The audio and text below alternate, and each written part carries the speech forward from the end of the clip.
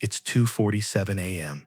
Maybe you're lying in bed somewhere in Texas, staring at that familiar ceiling crack that looks different in the darkness. Maybe you're in your apartment in Chicago, rain pattering against windows that reflect your searching eyes. Perhaps you're across the ocean in Manchester, or maybe in some small town I've never heard of. But somehow you're here. You found this video. You found me, Mr. Zizu, and something inside you whispered louder than logic. Click play. Welcome to Epoch History for Sleep, where the real stories live in the spaces between official narratives. I'm your guide tonight, through territories your history textbooks never dared to map, through archaeological sites your professors pretend don't exist, through translations your religious leaders pray you'll never read. But before we descend into this rabbit hole together, before we pull back the curtain on humanity's greatest cover-up, if what I'm about to share resonates with something deep in your bones, if it awakens memories you didn't know you had, hit that subscribe button. Help me reach 1,000 souls who are ready to hear what mainstream academia has spent centuries trying to bury.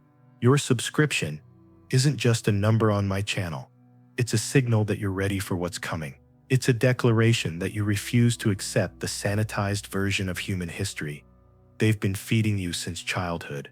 Because tonight, we're talking about the Anunnaki, and by the time this video ends, you'll never look at yourself, your history, or your potential the same way again. But what if I told you that every prayer you've ever whispered into the darkness, every god you've ever feared or loved or bargained with, every creation myth that shaped your childhood understanding of where you came from, what if it was all a memory, a distant, fragmented, deliberately obscured memory of something that actually happened, something real, something documented, something your ancestors witnessed with their own eyes and recorded in stone and clay and gold, hoping that someday, when humanity was ready, the truth would resurface? You've felt it, haven't you? That strange disconnection when you read Genesis and something doesn't quite add up, and God created man in his own image. But which God? Why does the original Hebrew text use Elohim, a plural word that translates to gods, not God? Why does every single ancient civilization, from the ziggurats of Mesopotamia to the pyramids of Mexico, speak of sky gods who came down, who taught primitive humans agriculture and astronomy and architecture, who ruled as living beings rather than abstract concepts, and who eventually left, promising to return when the time was right? Your DNA knows the answer. Your bones remember what your mind has been trained to forget. Tonight, we're going to remember together. We're going to excavate the truth that's been buried under 6,000 years of deliberate misdirection, religious dogma, and academic cowardice. The Anunnaki. Even saying the name aloud changes something in the air around you, doesn't it? In ancient Sumerian, it means those who from heaven to earth came, not metaphorically, not symbolically, not in some poetic abstract sense that modern scholars can safely file under mythology. Literally, they came from somewhere else to here. They saw a young planet, rich with resources and potential. They changed everything about the course of life on Earth. And then, when their work was done, when their experiment had reached a certain stage, they made sure humanity would forget the real story. But forgetting and erasing are two different things. You can bury evidence, but you can't destroy truth. You can control education systems and religious institutions and archaeological funding, but you can't alter the genetic memory that runs deeper than consciousness, deeper than culture, deeper than the carefully constructed narrative that tells you humans evolved randomly from single-celled organisms over millions of years, with no intervention, no guidance, no design. You know that feeling when you walk through certain ancient places. Maybe it's Stonehenge on a misty morning. Maybe it's the ruins of a cathedral that's older than your country. Maybe it's just a museum looking at artifacts that shouldn't exist, according to the timeline you learned in school, and something inside you goes completely quiet, like you're recognizing something your rational mind insists you've never seen before, like you're remembering something just beyond the reach of conscious recall. That's them. That's their fingerprint on your soul. That's the genetic memory of your creators stirring to life. The Sumerians called them gods, but they wrote about them like they were people. Real individuals with names and personalities and family relationships and political conflicts. The Egyptians knew them as the Nataru, the guardians who came from the sky to establish civilization along the Nile. The Hindu texts speak of the Devas, technologically advanced beings who traveled in flying vehicles called Vimanas and wielded weapons that could level mountains. The Bible carefully edits them into angels and Nephilim, sanitizing the accounts to fit monotheistic theology. But if you read the original Hebrew and Aramaic texts without the filter of religious interpretation, the truth is staring you in the face. Before the editing, before the translations designed to obscure rather than illuminate, before the institutional decisions about what you were allowed to know and what had to be hidden for your own good, there were the Anunnaki, beings of flesh and blood and technology so advanced it appeared magical to primitive humans who came to a young planet called Earth, not as conquerors, not as tourists, not as abstract spiritual forces, but as what? Explorers following ancient star maps, refugees fleeing some cosmic catastrophe, corporate executives overseeing an interplanetary mining operation? The answer is all of the above, and the implications will change everything you thought you knew about your place in the universe. You see, there was gold here, abundant, accessible gold, scattered in the rivers of Africa, buried in the mountains of South America, waiting to be extracted from the earth. Gold they needed not for jewelry, not for currency, not for the primitive concepts of wealth that humans would later develop. They needed gold for something far more essential to their survival, their atmosphere, their dying world. Gold particles suspended in their planetary atmosphere, creating a protective shield against cosmic radiation, solar storms, electromagnetic interference that threatened the delicate balance, keeping their civilization alive. Picture it, an advanced species watching their world slowly die as their atmospheric protection degrades. Their scientists calculate exactly what they need: tons of microscopic gold particles dispersed into their stratosphere. Their surveys identify a small blue planet in a neighboring solar system where gold exists in quantities sufficient to save their world.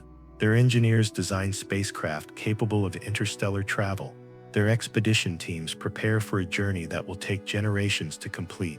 But mining is hard work, dangerous work, back-breaking work that wears down even the most advanced beings. Even for a species with technology that could move mountains and redirect rivers, extracting sufficient quantities of gold from primitive planetary conditions required massive labor forces working around the clock for thousands of years. So they had a thought, a brilliant, terrible, beautiful thought that would echo through history and shape the destiny of an entire world. Why not create a workforce? Why not design beings specifically adapted to this world's conditions, genetically optimized for the work that needed to be done? Why not take the primitive hominids already living on this planet and upgrade them, enhance them, make them stronger, smarter, more capable, while ensuring they remained loyal, obedient, controllable? The ultimate expression of genetic engineering, a custom-designed species created for a specific purpose. You know what your science calls the missing link, that mysterious gap in human evolution, where somehow, impossibly, primitive hominids living in African caves suddenly developed brains 3 times larger, learned complex language, began creating sophisticated art, started looking at the stars and asking questions about infinity. The evolutionary leap that happens so quickly, it violates every principle of gradual natural selection. There is no missing link. There never was. You've been looking for evidence of something that never happened.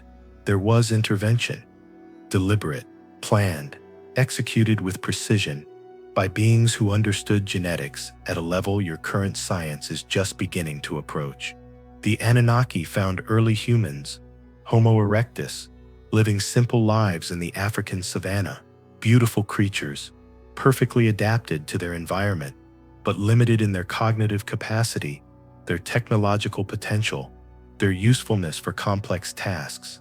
And then came the experiment, the project, the genetic integration that would change everything, not through some mystical process involving clay and divine breath, but through advanced biotechnology, genetic engineering procedures that your current scientists are beginning to understand through CRISPR technology and gene therapy and synthetic biology. The careful combination of Anunnaki DNA with terrestrial genetics, creating hybrid beings that combine the physical adaptation of Earth creatures with the enhanced neural capacity of their creators. The result? Homo sapiens. You, me, all of us. The successful prototype of an engineered species designed to serve a specific function while retaining enough independence to think creatively and solve problems. Look at yourself in the mirror tomorrow morning. Really look. Study your reflection like you're seeing it for the first time. See that high forehead that distinguishes you from every other primate on this planet. That's not the result of millions of years of random mutations. That's architecture. Designed space to house a brain far more complex than anything natural selection would have produced in such a short time frame. That capacity, you have to imagine things that don't exist, to create technologies that transform your environment, to question the nature of existence itself. That's not an accident of evolution. That's inheritance. Genetic inheritance from beings whose own cognitive abilities were the result of millions of years of guided development on their home world. You are not the product of random mutations, slowly accumulating over geological time periods. You are the living, breathing result of the greatest genetic experiment in Earth's history, a hybrid species carrying the DNA of two worlds, designed to bridge the gap between terrestrial adaptation and cosmic consciousness. But here's where the story becomes complicated, where it becomes personal, where it becomes dangerous to those who have built their power on keeping you ignorant of your true nature. The Anunnaki didn't just create us and disappear into the stars. They stayed. They ruled. They became our kings, our priests, our gods. They established the first cities, taught the foundations of civilization, created the governmental and religious systems that would control human development for millennia.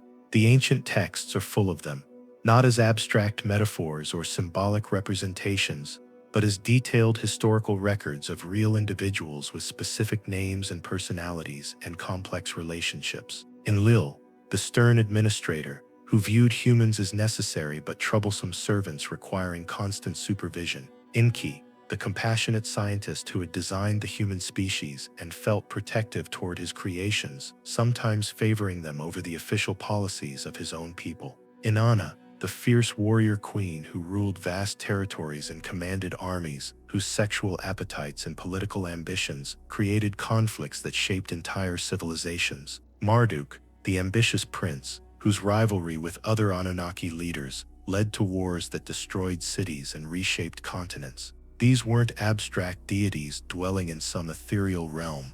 These were individuals with personal agendas, political conflicts, emotional struggles, family dynamics that would make any soap opera seem tame by comparison.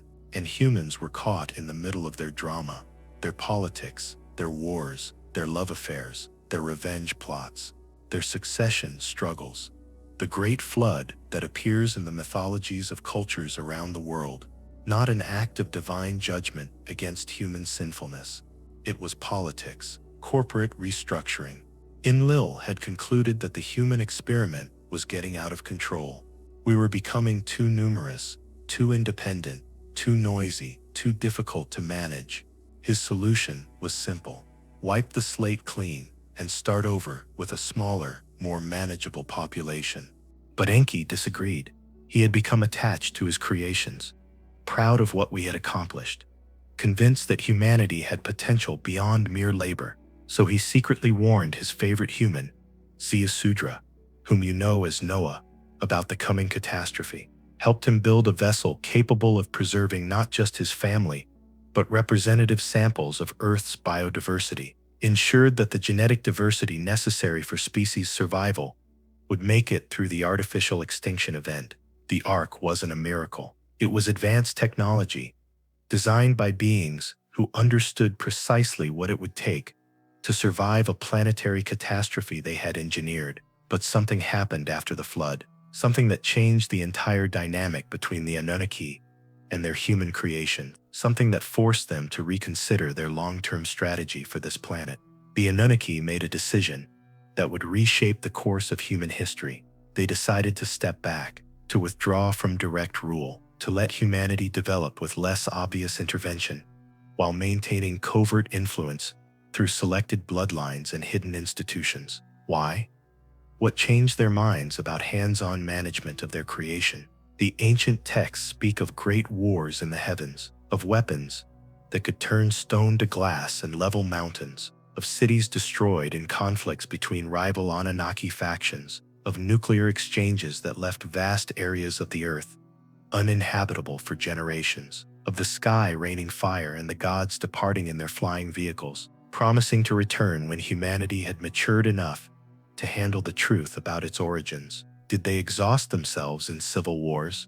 Were they recalled by higher authorities? Did they achieve their original mission and simply move on to other projects? Or did something else force their hand, something they hadn't anticipated when they first designed the human species? Maybe their creations had begun to evolve beyond the original specifications. Maybe humans were developing capabilities that made direct control increasingly difficult. Maybe the genetic experiment had succeeded too well, producing beings who retained too much of their creator's potential while developing adaptations and innovations the Anunnaki hadn't expected.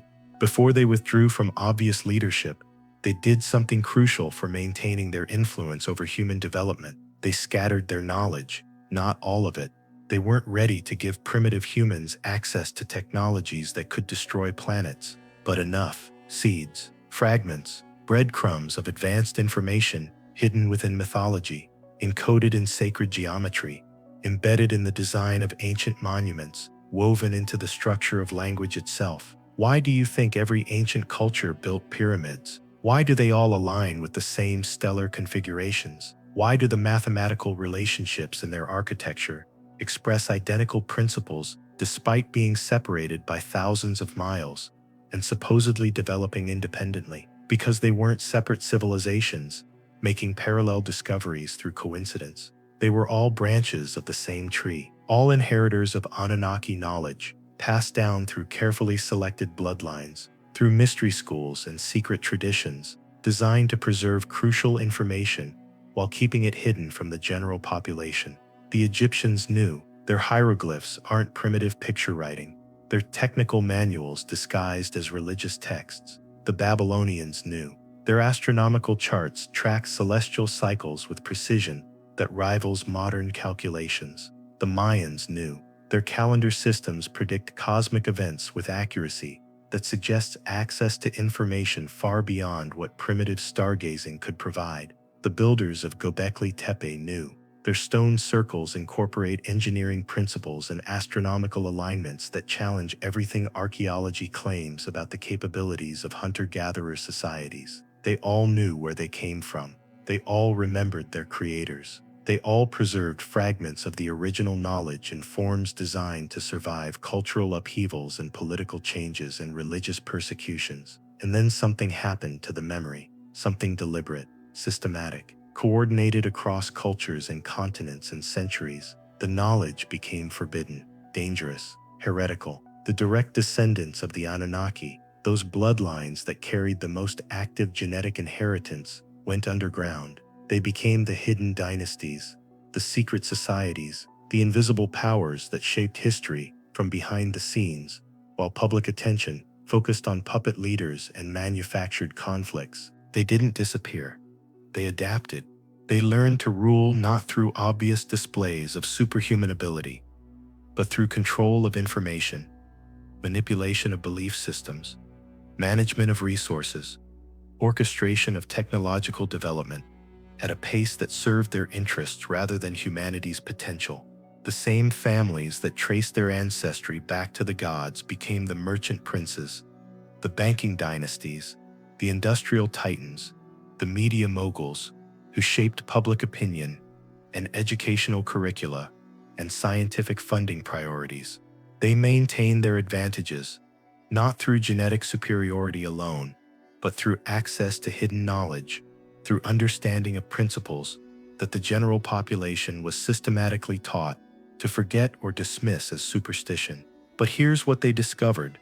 As the centuries passed, control through ignorance has limitations. Suppressing human potential indefinitely requires enormous energy and creates instabilities that threaten the entire system. Eventually, people begin to remember, begin to question, begin to develop their inherent capabilities, despite official discouragement. That feeling you have sometimes, that the world isn't quite what it seems, that history doesn't add up, that there are forces moving behind the curtain of consensus reality, orchestrating events, according to patterns you can sense, but not quite identify. That's not paranoia. That's not conspiracy thinking. That's genetic memory, the part of you that came from them, recognizing the signature of their influence, sensing the invisible architecture of power they built, and their descendants continue to maintain. You see it everywhere once you know how to look.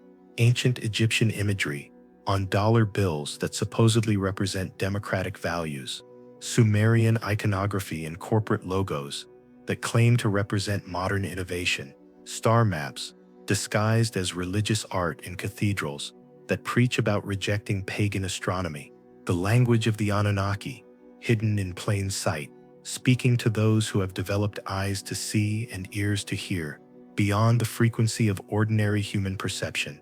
But here's what they don't want you to understand, what they've spent thousands of years trying to make you forget. You're not just their creation. You're not just their servants or their subjects or their experimental animals. You're their children, their genetic descendants, their inheritors, and children. Eventually, grow up. Eventually, they develop capabilities that equal or exceed their parents. Eventually, they become independent. Eventually, they ask questions about why things are the way they are and whether they have to stay that way. That's what terrifies the hidden controllers. Not you as slaves, not you as worshippers, not you as consumers of whatever reality they choose to manufacture. You as awakened inheritors of your true genetic potential, because buried in your DNA, waiting like seeds in winter soil, dormant but not dead, are all the capabilities they have, all the knowledge they possess, all the power they wield through secrecy and manipulation and artificial scarcity. The only difference between you and them isn't superior genetics or divine favor or birthright privileges. The only difference is that they remember who they are, where they came from, what they're capable of achieving when they access their full potential. You were taught to forget systematically, deliberately, through educational systems that emphasize limitation, religious institutions that preach unworthiness, scientific materialism that denies the reality of consciousness itself. But forgetting isn't permanent. Memory can be recovered. Abilities can be awakened. The sleeping giant of human potential can open its eyes, stretch its limbs, and claim its inheritance. And maybe, just maybe, that's exactly what's happening right now. Maybe that's why you're here, listening to these words at 2:47 a.m. when you should be sleeping. Maybe that's why something inside you recognizes the truth of what I'm telling you, even though it contradicts everything you learned in school and church and from the authorities who claim to know what's best for you. Maybe it's time. Maybe the period of forgetting is ending. Maybe the Anunnaki are returning to find that their experimental creation has evolved far beyond their wildest expectations. Maybe the next phase of human development is beginning, and you're being called to participate rather than just observe. Take a breath, look around you. Notice how different everything feels now, how the air itself seems charged with possibility, how the darkness beyond your windows holds promise rather than emptiness. That's not imagination, that's recognition. Your DNA responding to information it's been waiting millennia to hear. The Anunnaki didn't just create your body, they encoded themselves into your very essence. Every time you look at the stars and feel homesick for a place you've never been, every time you create something beautiful out of nothing more than imagination and will, Every time you refuse to accept limitation and reach for something greater than what others tell you is possible, that's them, that's your inheritance, that's your birthright calling to you. Across the centuries of deliberate forgetting, welcome home, child of the stars. Your real education is about to begin, and everything you thought you knew about yourself, your history, and your potential is about to change forever. But this is just the beginning. What I've shared tonight is barely the surface of a truth so vast, so profound, so earth-shattering, that it will take everything you have to integrate it into your understanding of reality. In our next segment, we're going deeper into the hidden archives, the suppressed translations, the archaeological evidence that mainstream academia pretends doesn't exist, because acknowledging it would require rewriting every textbook, every timeline, every assumption about human origins and capabilities. We're going to explore the actual tablets, the real translations, the specific technical details of genetic engineering procedures described in ancient texts with precision that rivals modern scientific papers. We're going to examine the bloodlines, the family trees, the careful documentation of hybrid genetics that connects ancient kings to modern power brokers. We're going to decode the symbolism, the architecture, the hidden messages embedded in plain sight throughout human civilization. And most importantly, we're going to talk about what this means for you personally, for your life, your relationships, your career, your spiritual development, your role in whatever is coming next for humanity. Because understanding the Anunnaki isn't just about ancient history, it's about your future, your destiny, your participation in the next phase of human evolution. The creators are returning to evaluate their experiment. The question that will determine everything is, are you ready to remember who you really are? The tablets sleep in museum basements, gathering dust that feels more like deliberate burial than neglect. Row upon row of cuneiform wedges pressed into clay 4,000 years ago, telling stories that make tenured professors break out in cold sweats. Stories that don't fit the approved narrative. Stories that suggest impossibilities that would require every history textbook to be rewritten, every archaeological timeline to be reconsidered, every assumption about ancient human capabilities to be thrown out the window. But you're here because you've already started questioning the comfortable version they taught you in school, aren't you? You've already noticed the gaps, the inconsistencies, the convenient explanations that explain nothing. You're ready for the real story, the one they've been hiding behind academic jargon and institutional gatekeeping for over a century. Dr. Zakaria Sitchin spent 50 years of his life translating these buried tablets, learning ancient Sumerian and Akkadian and Babylonian, not because it was fashionable or profitable, but because he suspected the official translations were deliberately misleading. Mocked by mainstream archaeology, dismissed by university departments, blacklisted from academic conferences. But his crime wasn't sloppy scholarship or wishful thinking. His crime was inconvenient scholarship. He read the ancient texts exactly as they were written, without the filter of modern assumptions about what primitive people could or couldn't have known, without the religious prejudice that demanded everything be interpreted as mythology rather than history. And what did he find in those basement archives, in those collections that most scholars never bothered to examine because they assumed there was nothing important there? Technical manuals, disguised as creation myths, genetic engineering procedures described as divine acts of formation, space travel documented as journeys of the gods, detailed accounts of mining operations, metallurgical processes, agricultural techniques, astronomical observations, and political conflicts between beings whose lifespans were measured in millennia rather than decades. Listen carefully to this passage from the Enuma Elish, the Babylonian creation epic that most comparative religion classes dismiss as primitive cosmology, usually translated with heavy interpretation to make it sound like abstract theology. But here's what the original text actually says when you read it literally, without forcing it to conform to monotheistic expectations. When above the heaven was not yet made, nor below the earth existed, there was Apsu, the primeval ocean, and Tiamat, she who bore them all. When no gods whatever had been brought into being, uncalled by name, their destinies undetermined, then the great gods were formed within them. Your Sunday school teacher told you this was metaphorical language about spiritual creation. Your comparative religion professor explained it as mythological thinking about cosmic forces. But read it as a technical document. Apsu and Tiamat weren't abstract concepts.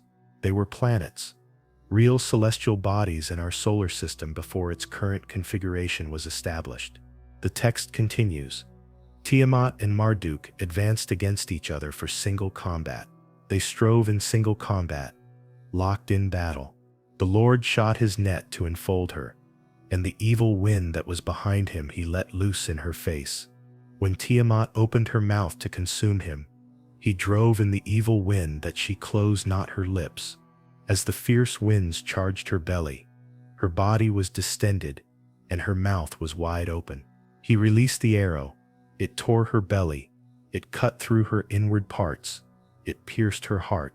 This isn't poetic metaphor. This is eyewitness documentation of a planetary collision. Marduk was another celestial body, possibly a rogue planet or massive moon, that struck Tiamat with such force that it split the water world apart. The net and evil wind weren't mystical weapons. They were gravitational forces and atmospheric disturbances accompanying the impact. The result? The asteroid belt, where Tiamat's remnants still orbit, and a new world formed from the surviving pieces, Earth. Modern astronomy has a name for this period, the Late Heavy Bombardment, a time roughly 4 billion years ago when massive celestial objects collided throughout the inner solar system, reshaping planetary orbits, creating Earth's unusually large moon, forming the asteroid belt, bringing water and organic compounds to our world through comet impacts. Events that supposedly happened so long ago that no witness could have observed them. But the Sumerians described them in detail, not as theories or speculation, but as historical records, as if someone had been watching, as if someone had been keeping careful notes about cosmic events that shaped the development of our solar system. How did Bronze Age farmers in Mesopotamia know about planetary formation, asteroid belts, and cosmic collisions? How did they understand astronomical cycles that your modern telescopes have only recently confirmed? How did they map star positions with accuracy that rivals satellite measurements? Because they didn't discover this information through primitive stargazing, they inherited it from beings who had observed these events firsthand, who had traveled between worlds, who understood cosmic mechanics from direct experience rather than theoretical calculation. But the astronomical knowledge is just the beginning.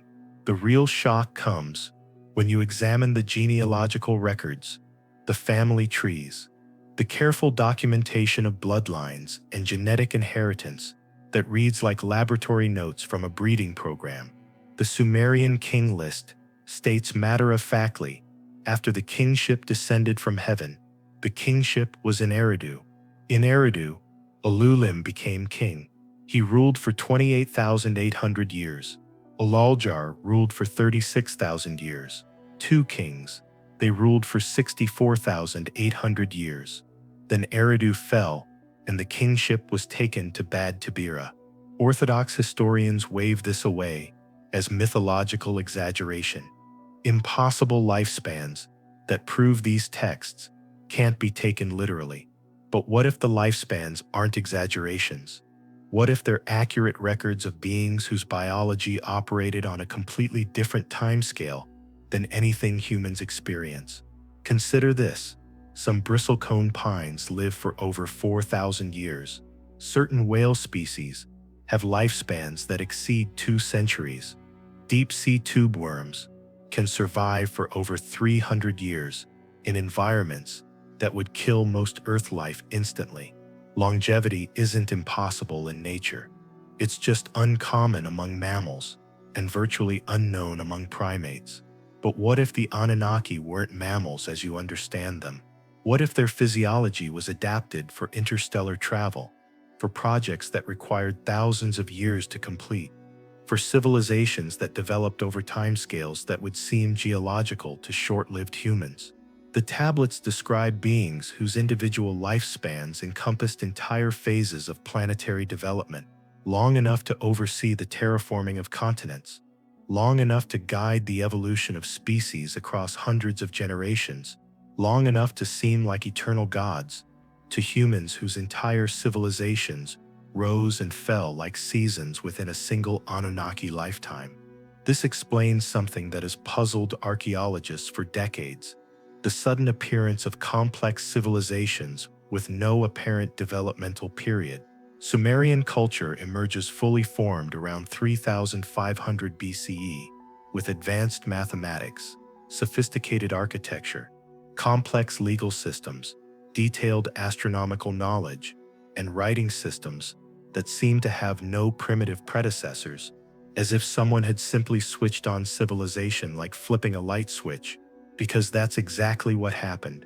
The Anunnaki didn't gradually teach primitive humans how to develop agriculture and government and technology over thousands of years of slow cultural evolution. They established complete civilizations from scratch, importing knowledge and techniques that had been perfected on their homeworld, adapting them to Earth conditions with the efficiency of experienced colonizers who had done this before on other planets. But here's where it gets personal. Here's where ancient history becomes modern genetics. Here's where these clay tablets transition from archaeological curiosities to the most important documents ever written about human origins. The texts don't just describe the creation of civilization. They describe the creation of the creator's workforce, the genetic engineering procedures that produced modern humans. And when you read these passages without religious interpretation, without the assumption that everything must be metaphorical, the technical details are stunning in their precision. From the Atrahasis epic, Enki opened his mouth and addressed the great gods. In the first month, the 7th and 15th days, I will make a purification, a bath. Let one god be slaughtered, and let the gods be purified by immersion. Let Nintu mix clay with his flesh and blood. Let that same god and man be thoroughly mixed in the clay. Let us hear the drumbeat forever after. From the god's flesh, let a spirit remain. Let it proclaim living as its sign, so that this be not forgotten. Let the spirit remain. This isn't creation mythology. This is a technical description of genetic engineering, purification, and bath, sterile laboratory conditions. Let one god be slaughtered. Extraction of genetic material from an Anunnaki volunteer. Mix clay with flesh and blood, combining alien DNA with terrestrial biological substrate, thoroughly mixed in the clay. Precise genetic integration using advanced biotechnology. The result was described with equal technical precision. Nintu pinched off 14 pieces of clay. 7 she placed on the right, 7 she placed on the left, with the birth brick between them. 14 pieces, 7 pairs. Does that sound familiar? Like maybe chromosomes? Human beings have 23 pairs of chromosomes. Most mammals have different numbers. Chimpanzees, your supposed closest evolutionary relatives, have 24 pairs. The specific number isn't random. It's the result of precise genetic architecture designed to produce beings with particular capabilities while maintaining stability across generations. The text continues, the wise and learned goddess of birth, let her create offspring. Let man assume the yoke of the gods. The gods were freed from digging. The goddesses were freed from the basket. They were freed from the clay that they were carrying. This wasn't abstract spiritual creation. This was practical problem solving. The Anunnaki needed workers for their mining operations, physical labor that was beneath their status, but necessary for their survival. So they designed a species specifically adapted for the work, strong enough for heavy construction, intelligent enough for complex tasks, but limited enough to remain controllable. But the experiment didn't stop with the first generation. The tablets describe ongoing modifications, improvements, refinements to the basic design, different models for different purposes, specialized variants adapted for specific environments and tasks. Some humans were enhanced for greater intelligence to serve as administrators and scribes. Others were modified for increased physical strength for construction and mining. Still others were given extended lifespans to serve as long-term project managers and record keepers. The diversity wasn't random evolution. It was conscious design, creating a range of human capabilities to serve different functions within Anunnaki civilization. And then there were the failures, the experiments that didn't work out as planned, the genetic combinations that produced beings too primitive to be useful, or too advanced to be controllable, or too unstable to reproduce successfully. The tablets speak honestly about these failed attempts. Beings that couldn't procreate, beings that were too intelligent and began questioning their creator's authority, beings that were too animal-like and couldn't perform complex tasks, beings that possessed unwanted capabilities like telepathy or precognition that made them difficult to manage. What happened to the failures? Some were terminated, some were abandoned in remote regions of the earth, some escaped and established hidden colonies away from Anunnaki oversight. Some adapted to wilderness conditions and became the basis for legends that persist in every culture. Giants, monsters, wild men, creatures that aren't quite human but aren't quite animal. Bigfoot, the Yeti, the Sasquatch of Pacific Northwest forests, the Alma of Central Asian mountains. Every culture has stories of human-like beings living in the wilderness, occasionally glimpsed but never captured, possessing intelligence but avoiding contact with modern civilization. These aren't fantasy creatures or misidentified animals. They're remnants, early prototypes of the human experiment that were never decommissioned, genetic lineages that survived in isolated environments. While the successful model, Homo sapiens, inherited the civilized world, but even the successful model had variations, bloodlines that carried more active Anunnaki genetics than others, families that inherited enhanced capabilities, along with the basic human template, lines of descent that maintained closer connections to their creator's knowledge and abilities. The tablets are very specific about these special bloodlines. They trace family trees with the precision of breeding records, documenting which human lineages carried the most valuable genetic inheritance, which families were chosen for leadership roles, which dynasties were established to serve as intermediaries between the Anunnaki and the general human population. These weren't mythological genealogies connecting kings to abstract gods for political legitimacy. These were actual genetic records, preserved because the information was crucial for managing human development across centuries and millennia. Gilgamesh was described as 2/3 divine, 1/3 human. Not a poetic exaggeration, but a precise statement about his genetic composition, his superhuman strength, his extended lifespan, his ability to communicate directly with the gods. These weren't gifts from abstract deities. These were inherited traits from Anunnaki ancestry. The Egyptian pharaohs claimed direct descent from the gods and demonstrated capabilities that supported those claims, not through political propaganda, but through actual abilities that distinguished them from ordinary humans. Enhanced intuition that guided state decisions, extended lifespans that allowed them to oversee long-term construction projects, direct access to advanced knowledge that enabled them to coordinate massive engineering works with mathematical precision. The bloodlines didn't disappear when the Anunnaki withdrew from direct rule. They adapted. They went underground. They became the hidden dynasties that shaped human civilization from behind the scenes, maintaining their genetic advantages while avoiding the attention that came with obvious superhuman displays. Medieval European nobles ruled by divine right, not because of political theory, but because they actually carried genetic inheritance that distinguished them from the general population.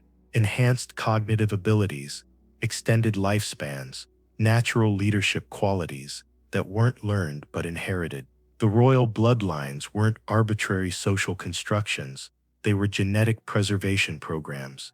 The same families that traced their ancestry back to Sumerian god kings became the merchant princes of Renaissance Italy, the banking dynasties of early modern Europe, the industrial titans of the 19th century, the media moguls and tech entrepreneurs of the current era, not through coincidence, but through careful preservation of genetic inheritance and the knowledge that came with it. They maintained their advantages, not just through wealth and political connections, but through access to information that the general population was systematically taught to forget or dismiss. Technical knowledge, preserved in mystery schools, scientific principles, embedded in religious symbolism, advanced engineering techniques, passed down through secret societies and esoteric traditions. The same geometric principles that guided pyramid construction appear in medieval cathedral architecture, Renaissance art, and modern corporate logos. The same astronomical alignments that oriented ancient temples are reflected in the layouts of major cities and government buildings. The same symbolic languages that encoded Anunnaki knowledge in Sumerian texts continue to communicate information to those who understand the code. This isn't speculation or conspiracy theory. This is documented fact, hiding in plain sight. The evidence is everywhere, if you know how to recognize it. In the architecture of your capital city, in the symbolism on your currency, in the mathematical relationships embedded in classical music and Renaissance art, in the star maps disguised as religious iconography in churches and temples around the world. But recognizing the patterns requires understanding the original source, the Anunnaki knowledge that was deliberately scattered and disguised to preserve it through periods of cultural upheaval and religious persecution. Information that was too valuable to lose, but too dangerous to share openly with populations that weren't ready to handle advanced technology responsibly. Consider the precision of ancient megalithic construction, blocks weighing hundreds of tons, cut with tolerances that challenge modern engineering, fitted together so perfectly that you can't slide a sheet of paper between the joints, achieved by cultures that supposedly had only bronze tools and human labor. The official explanation is that primitive people used ingenious but simple techniques, ramps, levers, rope and pulley systems, and invested enormous amounts of time and human effort to achieve these results through brute force and determination. But examine the evidence more carefully. The precision isn't just impressive for ancient people, it's impressive by modern standards. The tolerances are tighter than what most contemporary construction achieves. The engineering solutions demonstrate understanding of principles that weren't supposed to be discovered until the Renaissance or later. These weren't the products of primitive ingenuity, working with simple tools. These were the results of advanced technology, directed by beings who understood engineering principles that humans were still rediscovering thousands of years later. The Anunnaki didn't just teach humans how to build better huts and grow better crops. They established technological civilizations with capabilities that exceeded what most humans achieved, even in the modern era. Then they deliberately obscured the evidence, ensuring that future human development would follow a controlled trajectory rather than immediately accessing technologies that could be dangerous without proper guidance. But they also preserved clues, breadcrumbs of information scattered throughout human culture, waiting for a time when humanity would be ready to rediscover its true origins and capabilities. Mathematical constants embedded in ancient architecture, star maps disguised as religious art, technical specifications hidden within mythology and folklore. The Great Pyramid isn't just an impressive tomb, it's a precise scale model of the Earth's dimensions, incorporating advanced mathematical constants that weren't supposed to be known until the development of modern geometry. Its construction demonstrates understanding of principles that indicate access to knowledge far beyond what Bronze Age humans should have possessed. Stonehenge isn't just a primitive calendar, it's a sophisticated computer built from stone, designed to calculate complex astronomical cycles and predict celestial events with precision that rivals modern observatories. Its builders understood mathematical relationships and engineering principles that required knowledge of physics and astronomy that didn't officially exist for thousands of years. The Mayan calendar isn't just an elaborate timekeeping system. It's a precisely calculated model of cosmic cycles that predicts galactic alignments and solar system dynamics with accuracy that demonstrates understanding of astronomical mechanics that your modern science has only recently confirmed. These achievements weren't the result of primitive genius or lucky accidents. They were the products of advanced knowledge, passed down through carefully selected lineages, preserved in forms that could survive cultural changes and political upheavals, while remaining hidden from populations that weren't ready for such information. The knowledge is still there, still preserved, still waiting for those who develop the ability to recognize it. But accessing it requires more than academic study or archaeological investigation. It requires awakening the genetic memory that carries the real information, the biological inheritance that connects you directly to the source. Because you're not just studying ancient history, you're recovering your own genetic heritage, remembering capabilities that were encoded into your DNA thousands of years ago, awakening potentials that have been dormant but never destroyed. The Anunnaki didn't just create a workforce. They created their successors, beings who would eventually develop beyond the limitations of their original design, who would remember their true origins and claim their inheritance as children of the stars rather than servants of hidden masters. That awakening is happening now. In you. In thousands of others who are finding these hidden truths and recognizing them as memories rather than discoveries, who are developing capabilities that mainstream science insists are impossible, who are accessing information through genetic memory rather than conventional learning. The tablets in those museum basements aren't just archaeological artifacts, they're activation codes, genetic triggers, information designed to awaken dormant capabilities in those who are ready to remember who they really are and where they really came from. And you're here, listening to these words, because something in your DNA recognized the frequency of truth and called you to receive what you've been waiting lifetimes to remember. The real education is just beginning. In our next segment, we're diving into the science that proves everything the ancient texts claimed, the genetic evidence that confirms human engineering, the archaeological discoveries that mainstream academia can't explain away, the modern research that validates ancient knowledge and opens the door to capabilities you never imagined possible. Because understanding your origins isn't just about history, it's about your future, your potential, your role in whatever comes next for humanity. Dr. Spencer Wells stares at the DNA sequencing results, displayed across 3 monitors in his laboratory at the National Geographic Society's Genographic Project. The data streams down the screens in endless columns of nucleotide sequences: A, T, G, C, the 4-letter alphabet that writes the story of every living thing on Earth. But something in these particular sequences doesn't make sense.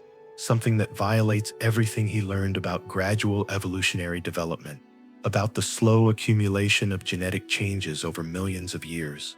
The mitochondrial DNA of every human on Earth, regardless of race or ethnicity or geographic origin, traces back to a single African woman. They call her mitochondrial Eve.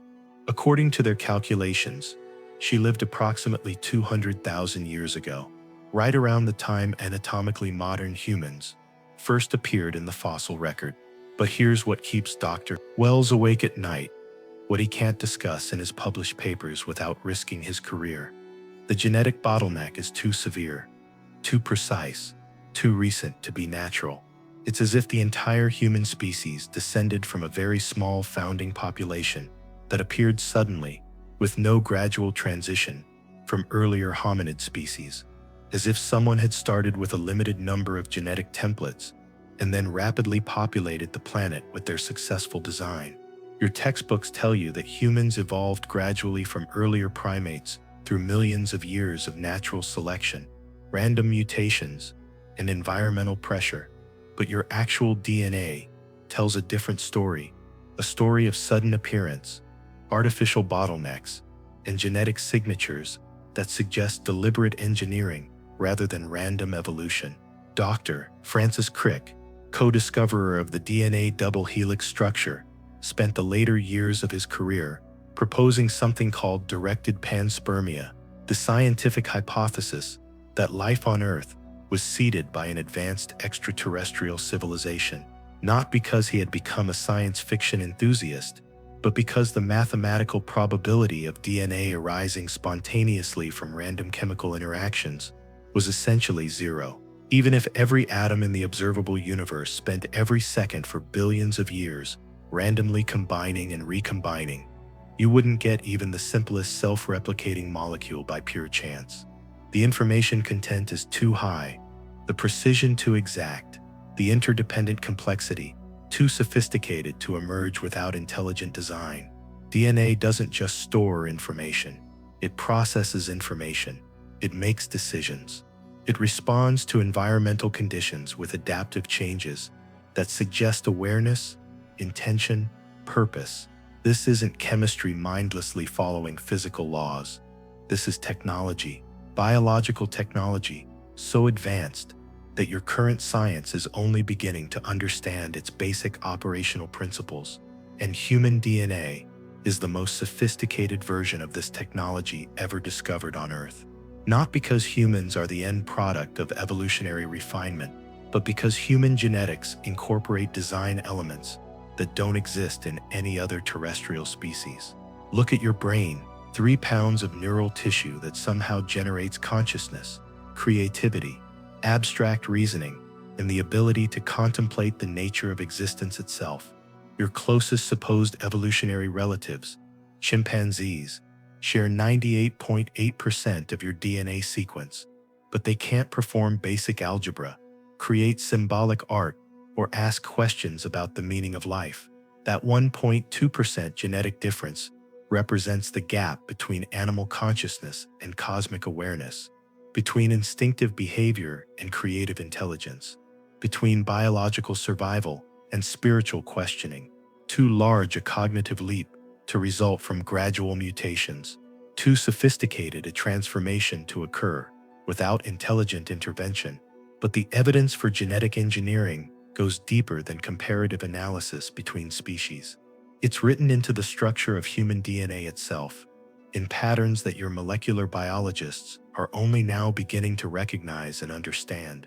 The Human Genome Project, completed in 2003, mapped every chromosome, every gene, every nucleotide sequence in human DNA. What they discovered both thrilled and disturbed the scientific community. Only about 2% of human genetic material codes for proteins, the functional elements that actually build and maintain your physical body. The remaining 98% was initially dismissed as junk DNA, evolutionary debris left over from millions of years of random mutations. But nature doesn't preserve junk. Evolution eliminates what isn't useful, what doesn't contribute to survival and reproduction. If 98% of your genetic code served no function, natural selection would have eliminated it long ago. The fact that it's still there, carefully preserved across hundreds of thousands of years, suggests it serves purposes that mainstream science hasn't yet recognized. Recent research has begun to reveal that junk DNA isn't junk at all. It's a sophisticated control system, regulatory sequences that determine when genes are activated or suppressed, switching mechanisms that respond to environmental conditions, emotional states, and consciousness itself, information storage systems that carry data across generations in forms that transcend simple genetic inheritance. Dr. Pyotr Garjaev, a Russian molecular biologist, has demonstrated that DNA responds to frequency, to vibration, to conscious intention in ways that suggest it functions as both a biological computer and a quantum communication device. When exposed to specific electromagnetic frequencies, dormant genetic sequences can be activated. When subjected to conscious intention from trained practitioners, DNA can be reprogrammed to express different characteristics. This isn't New Age mysticism. This is cutting-edge molecular biology, revealing that consciousness and genetics are intimately connected through mechanisms that mainstream science is only beginning to understand. But here's what the research really reveals. Human DNA contains genetic sequences that have no evolutionary pathway, capabilities that appear suddenly in the human genome with no transitional forms, no gradual development, no apparent source in earlier species, as if they were inserted directly into the genetic code by someone who understood molecular biology far better than any Earth-based scientist. Consider human longevity potential. Your cells contain telomeres, protective caps on chromosomes that determine cellular aging. In most mammals, telomeres shorten with each cell division until the cells can no longer reproduce and the organism dies. But human telomeres contain genetic switches that can be activated to prevent shortening, theoretically allowing indefinite cellular regeneration. Why would evolution give humans the genetic capacity for extreme longevity while keeping those systems normally inactive? Why would natural selection preserve genetic mechanisms that aren't used by the majority of the population? Unless those capabilities were designed for specific individuals under specific circumstances, activated only when needed by those who knew how to access them. The ancient texts speak of patriarchs who lived for centuries, kings who ruled for millennia, bloodlines that carried enhanced longevity as genetic inheritance. Modern science dismisses these accounts as mythology, but the genetic mechanisms for extended lifespan are written into every human cell, dormant but functional, waiting for activation. Dr. Elizabeth Blackburn won the Nobel Prize for discovering that telomerase activation can extend cellular lifespan indefinitely. Her research proves that human aging isn't inevitable, it's controllable, but the genetic switches that control telomerase activity respond to factors that mainstream science can't easily measure: consciousness, spiritual practice, genetic memory activation. The same enhanced longevity described in ancient texts is achievable through genetic mechanisms that exist in every human being. The question isn't whether such capabilities are possible. The question is who designed those capabilities and why they're normally suppressed. Human intelligence presents an even more dramatic example of apparent genetic engineering. Your brain contains approximately 86 billion neurons, each connected to thousands of others through synaptic networks of staggering complexity. The information processing capacity of a single human brain exceeds that of the most powerful supercomputers ever built. But you use only a tiny fraction of that capacity under normal circumstances. Most neural networks remain inactive throughout an average human lifetime. Why would evolution create such massive overcapacity? Why would natural selection preserve neural complexity that serves no apparent survival function? Unless that complexity was designed for purposes beyond basic survival. Unless human brains were engineered to handle information processing tasks that most people never attempt. Unless the full neural capacity was intended for individuals who would be trained to access capabilities that normal human experience doesn't require. The ancient texts describe individuals with superhuman intelligence, the ability to access vast amounts of information through direct connection to universal knowledge, photographic memory, mathematical genius that exceeded normal human capacity. Modern science assumes these are mythological exaggerations, but the neural hardware for such capabilities exists in every human brain, mostly unused, waiting for activation. Dr. Michio Kaku, theoretical physicist and futurist, estimates that human brains could theoretically store the equivalent of 2.5 petabytes of information, roughly 3 million hours of television programming. But the average person never approaches anywhere near that storage capacity. The hardware exists for capabilities that most humans never develop or use. Savant syndrome provides glimpses of what human brains can actually accomplish when unusual circumstances activate dormant neural networks. Individuals with no special training suddenly display mathematical abilities that exceed professional mathematicians, artistic skills that rival master painters, memory capacities that seem impossible by normal standards. These aren't supernatural phenomena. They're examples of genetic potential that exists in everyone but gets activated only under specific conditions. Proof that human neural capacity was designed for far more than ordinary human experience requires. But the most compelling evidence for genetic engineering isn't found in individual capabilities. It's found in the patterns of human genetic variation across the planet, patterns that make no sense from an evolutionary perspective, but perfectly match what you would expect from a controlled breeding program designed to produce specific characteristics in different populations. Human genetic diversity is remarkably low compared to other mammalian species. Chimpanzees, despite their much smaller population, show far greater genetic variation than the billions of humans scattered across every continent. This suggests that modern human populations descended from a very small founding group that expanded rapidly across the planet. But the distribution of genetic variations isn't random. Specific genetic markers cluster in ways that suggest deliberate selection for different environmental conditions and functional requirements. Populations adapted for high-altitude environments carry genetic modifications that improve oxygen utilization.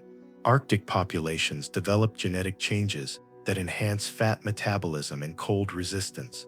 Tropical populations evolve genetic variants that provide protection against specific diseases and parasites. These adaptations happen too quickly and too precisely to result from natural selection alone. Environmental adaptation usually requires thousands of generations and produces gradual changes with many intermediate forms. But human populations show sudden, sophisticated adaptations that appear fully functional from the beginning, with no apparent developmental stages, as if different human populations were deliberately modified to thrive in specific environments by engineers who understood exactly what genetic changes would be required for each situation. The blood type distribution patterns across human populations provide another example of apparent artificial selection. The ABO blood group system shows geographic clustering that makes no sense from a random evolution perspective, but perfectly matches what you would expect from a breeding program designed to maintain genetic diversity while preventing certain combinations. Rh-negative blood occurs in only about 15% of the global population, but it clusters heavily in specific geographic regions and ethnic groups. People with Rh-negative blood cannot successfully reproduce with Rh-positive partners without medical intervention. Their immune systems attack the fetus as a foreign organism. Why would evolution preserve a genetic trait that creates reproductive barriers within the same species? Unless Rh-negative blood represents a different genetic lineage that was designed to remain genetically distinct from the main population. A bloodline that carries specific genetic traits that needed to be preserved separately from general human genetics. Ancient texts consistently describe genetic hierarchies among human populations. Different castes, tribes, and royal bloodlines with distinct genetic characteristics and capabilities. Breeding restrictions designed to maintain genetic purity within specific lineages. Careful documentation of family trees and genetic inheritance patterns. Modern genetics confirms that these ancient accounts describe real biological differences, not social constructions. Certain genetic lineages do carry enhanced capabilities. Specific bloodlines do maintain genetic traits that distinguish them from general populations. The aristocratic bloodlines that claim divine ancestry weren't just asserting political authority, they were documenting actual genetic inheritance. But here's where the story becomes personally relevant for you. Listening to these words at whatever hour of the night you've chosen to confront the truth about your origins, because you're not just learning about ancient history or abstract genetic principles, you're discovering information about your own DNA, your own capabilities, your own potential. Every human being carries genetic sequences from the original Anunnaki engineering project, the same basic template that includes enhanced longevity potential, expanded neural capacity, and dormant abilities that most people never access. The difference between individuals isn't the presence or absence of these capabilities. It's the degree of activation, the level of genetic expression, the extent to which dormant systems have been awakened. Some people are born with more active genetic sequences, bloodlines that maintain stronger connections to the original capabilities across generations. Others carry the same potential in dormant form, waiting for the right triggers to activate systems that have been sleeping for thousands of years. But activation isn't just a matter of genetic lottery. It's a matter of consciousness, intention, and understanding of what's actually possible when you stop accepting limitations that were artificially imposed to keep you from discovering your true nature. Dr. Bruce Lipton's research in epigenetics has proven that genetic expression is controlled by environmental factors, beliefs, and conscious intention. The same DNA sequence can produce radically different results depending on the signals it receives from consciousness. Genes aren't fixed destiny. They're responsive programs that change their output based on the information they receive. This means that the enhanced capabilities described in ancient texts aren't limited to special bloodlines or chosen individuals. They're available to anyone who learns how to activate dormant genetic systems through consciousness, frequency, and understanding of how DNA actually responds to non-physical influences. The meditation practices preserved in mystery schools weren't just spiritual exercises. They were genetic activation protocols. The breathing techniques taught in esoteric traditions weren't just stress reduction methods. They were biohacking procedures designed to trigger dormant neural networks and enhance DNA expression. The sacred geometry embedded in temple architecture wasn't just artistic decoration. It created specific frequency environments that facilitated genetic activation in individuals who understood how to use these spaces for consciousness expansion and capability development.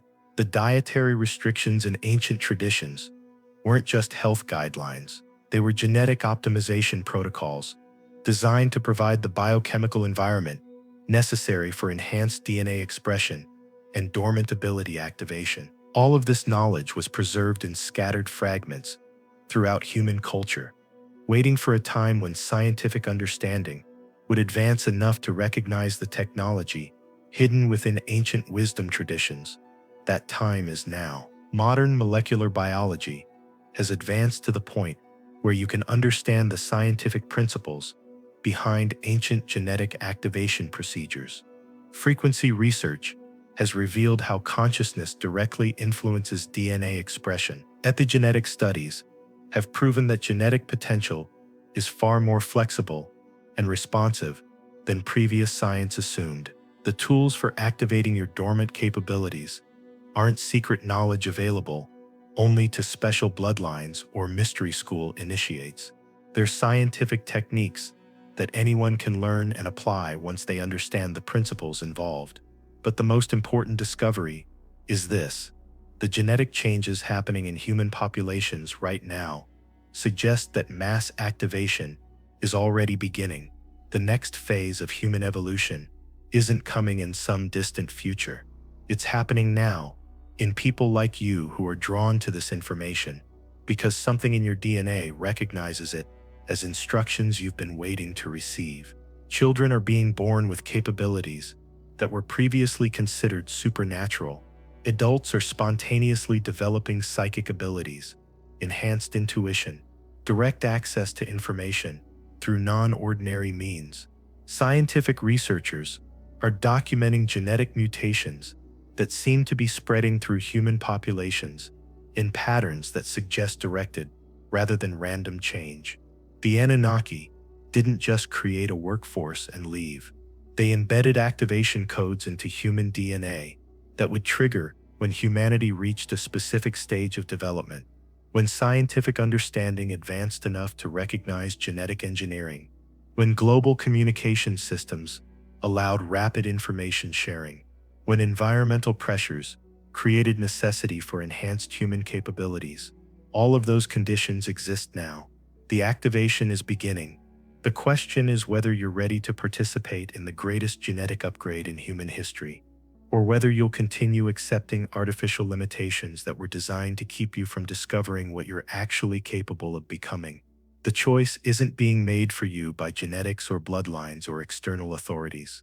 It's being made by your consciousness, your willingness to explore possibilities that mainstream culture insists are impossible, your courage to remember capabilities that were temporarily suppressed but never destroyed.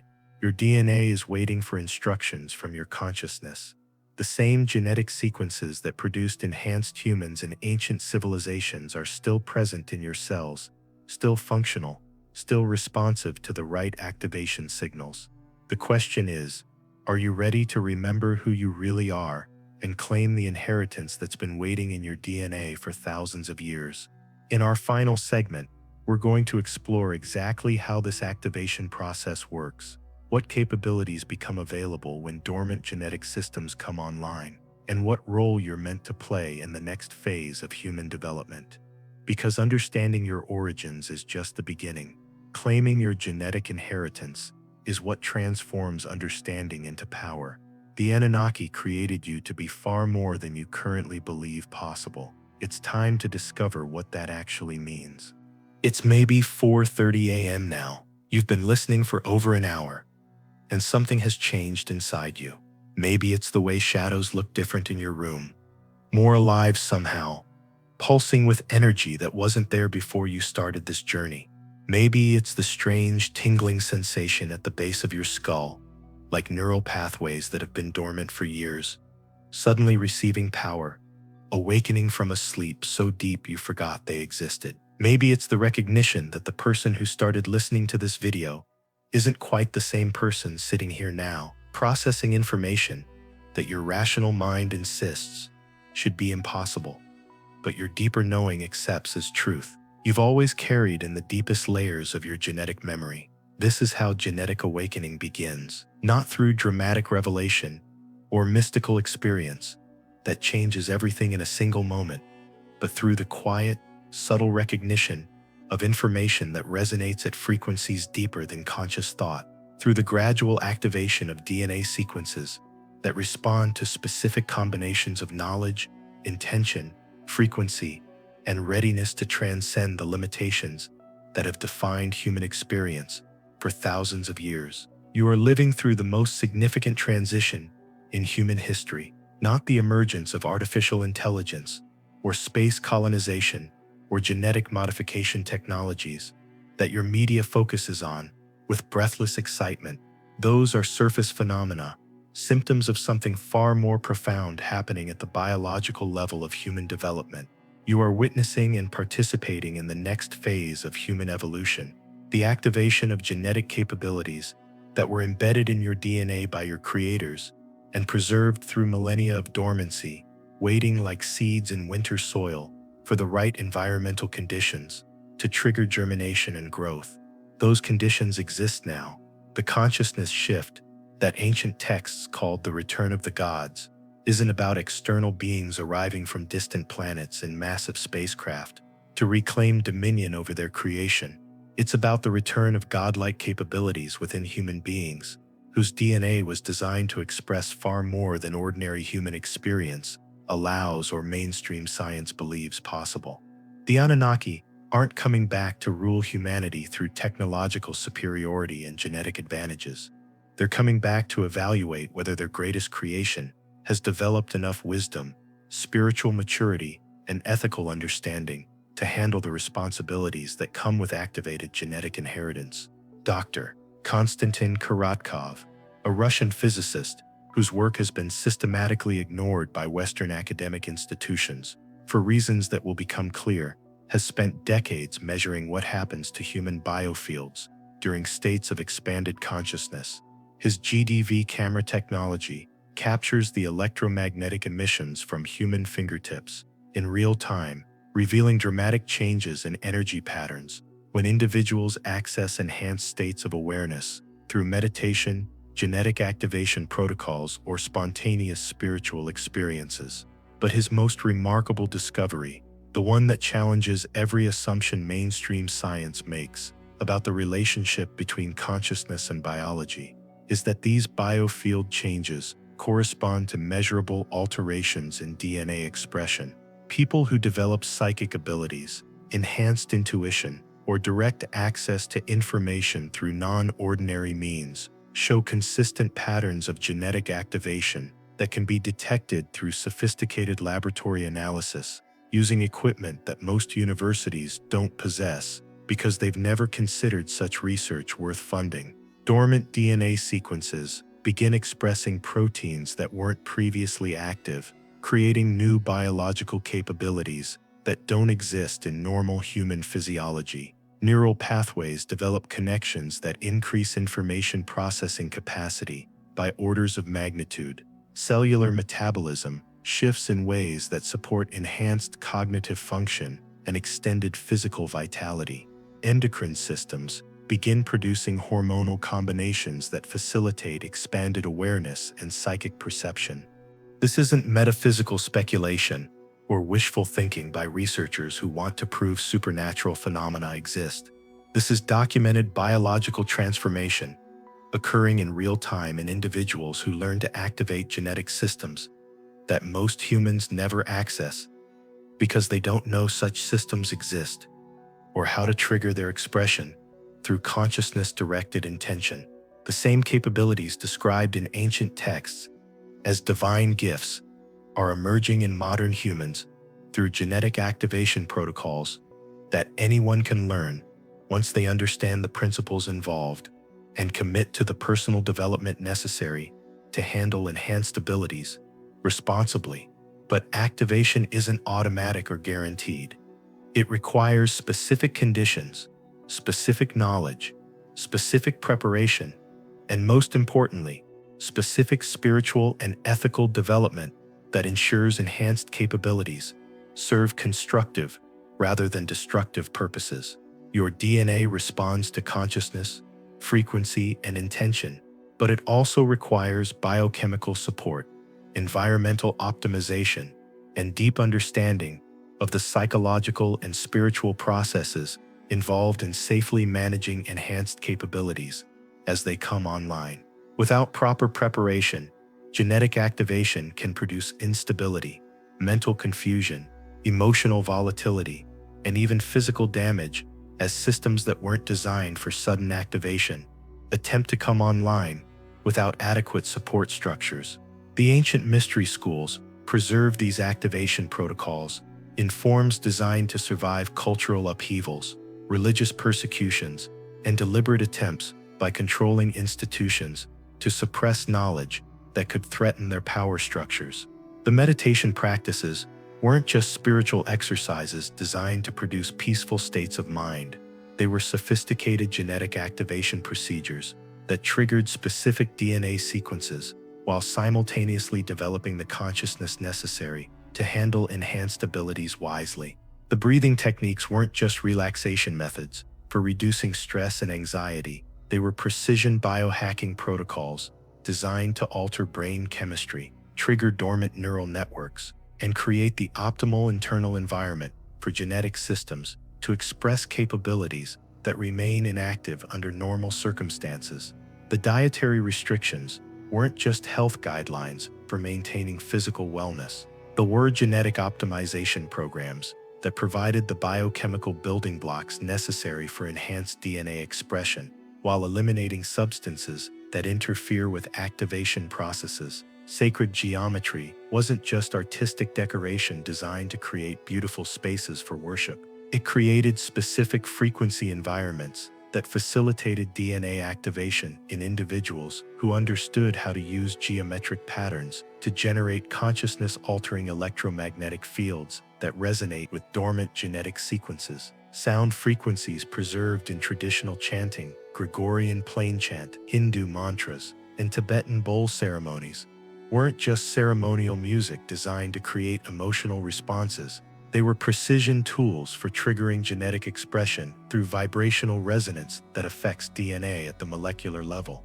Color therapy, preserved in stained glass windows, mandala designs, and chakra visualization systems, wasn't just psychological healing through aesthetic experience. It utilized specific light frequencies that influence genetic expression through photonic interaction with DNA molecules. Architectural features like pyramid angles, cathedral proportions, and temple orientations weren't just engineering solutions or artistic choices.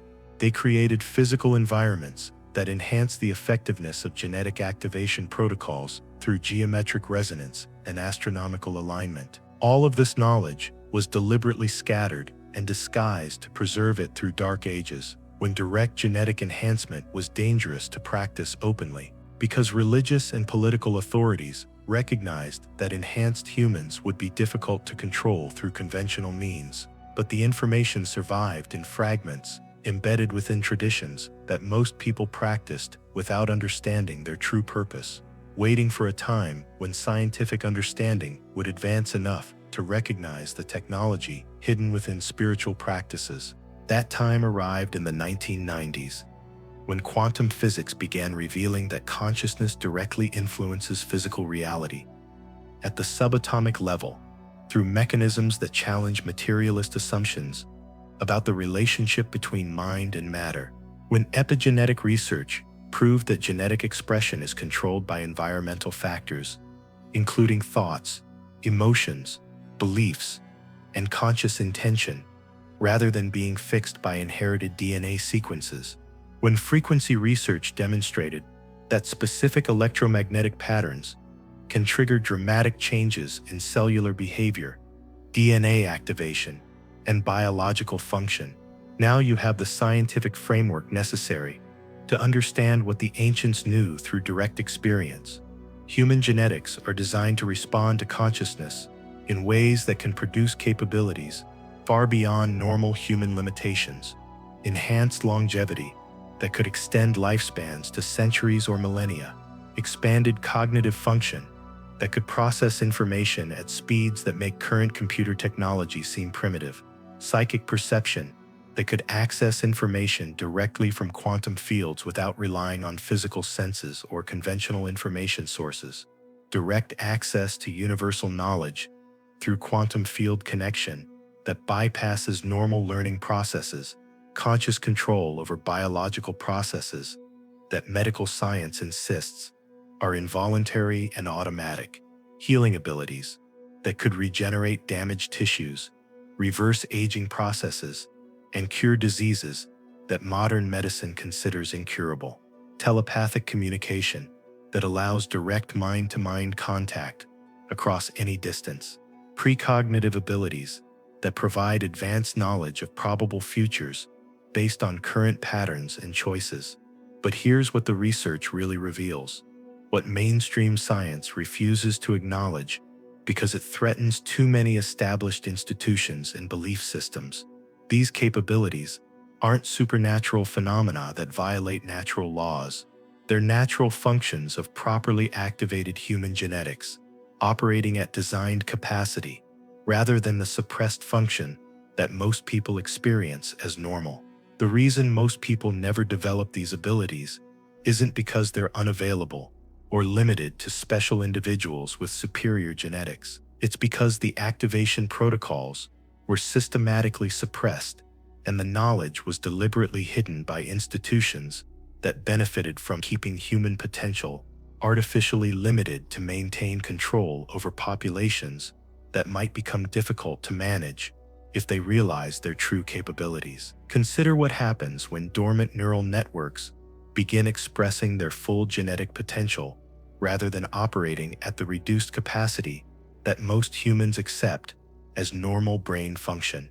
Dr. Daniel Amen's brain imaging research, using SPECT scans and other advanced neurological assessment tools, has identified individuals whose neural activity patterns exceed normal parameters by orders of magnitude, showing enhanced connectivity between brain regions that normally don't communicate directly. Increased activity in areas associated with pattern recognition, intuitive processing, and information synthesis that allows rapid understanding of complex relationships without logical analysis. Electrical patterns that suggest consciousness is accessing data sources beyond the 5 physical senses through quantum field interaction or other mechanisms that conventional neuroscience can't explain within current theoretical frameworks. These individuals consistently report abilities that sound like science fiction to people operating with normal neural capacity, knowing things they shouldn't know through any conventional information gathering process, sensing events before they happen through precognitive awareness, accessing detailed information about people and situations through direct intuitive perception rather than logical analysis or investigation, healing chronic conditions through consciousness alone using intention and energy manipulation techniques that work consistently but can't be explained through conventional medical understanding, manifesting desired outcomes through focused intention that influences probability patterns and synchronistic events, communicating with others through telepathic connection that operates independently of physical proximity or conventional communication methods. But brain scans reveal that these capabilities correlate directly with measurable changes in neural structure and function, rather than being mysterious phenomena that operate outside physical reality. Enhanced abilities aren't paranormal events that violate natural laws. They're the result of genetic systems operating at designed capacity, rather than the reduced function that most humans experience as the normal range of human potential. Dr. Joe Dispenza's research on meditation and neuroplasticity has documented thousands of cases where individuals developed extraordinary capabilities through specific consciousness practices that trigger genetic activation, while simultaneously developing the wisdom and emotional stability necessary to handle enhanced abilities responsibly. Healers who can cure diseases through energetic intervention that works consistently across different conditions and patients. Psychics who demonstrate measurable telepathic and precognitive abilities under controlled laboratory conditions that eliminate the possibility of fraud or coincidence. Individuals who can consciously control autonomic functions that medical science insists are completely involuntary, including heart rate, blood pressure, immune system function, and cellular regeneration processes. Remote viewers who can access detailed information about distant locations, past events, or future probabilities through consciousness projection techniques that operate independently of physical travel or conventional research methods. Manifestation practitioners who can influence physical reality through quantum field manipulation using focused intention and visualization protocols.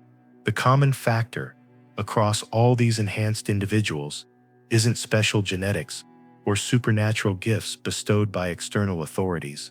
It's activation of dormant DNA sequences through consciousness practices, kindred the expression of capabilities that exist in everyone but remain inactive under normal circumstances because most people never learn the protocols necessary to bring these systems online.